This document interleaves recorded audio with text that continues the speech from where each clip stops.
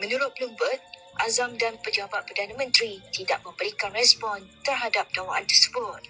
Laporan itu muncul ketika spekulasi melaporkan Azam memiliki saham melebihi 14 juta ringgit dalam beberapa syarikat.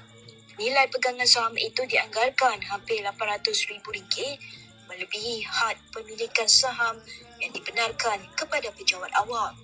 Namun Azam menegaskan pegangan tersebut telus dan telah diisytiharkan mengikut peraturan. Okey, ini adalah mengikut laporan Bloomberg. Bloomberg mendakwa Anwar Arah tangguh dedah laporan saham Azam Baki. Ini dikeluarkan Malaysia Kini bukan fitnah, ini adalah keluaran daripada Malaysia Kini yang disiarkan oleh Malaysia Kini.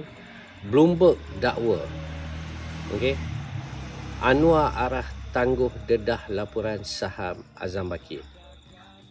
Jadi sekarang kat sini, ini dah menyalahgunakan kuasa. Inilah yang kita katakan salah satu menyalahgunakan kuasa. Sedangkan kenapa nak tangguh dedah laporan saham Azam Baki ini masalah kepada Anwar Ibrahim. Sebab itu saya sering mengatakan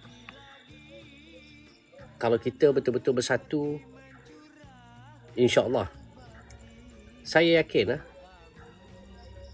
kita mampu untuk, pembangkang mampu untuk menang pada PRU16 dan kita akan dapat melihat Anwar Ibrahim ke Sungai Buloh buat selama-lamanya. Okey. Anwar Ibrahim, Zaid Hamidi dan beberapa kepimpinan di dalam kerajaan akan berakhir di Sungai Buloh. Kerana hari ini kalau kita lihat banyak pelanggaran tata kelolanya, tata kelautnya, pelanggaran ke atas perlembagaan persekutuan itu sendiri.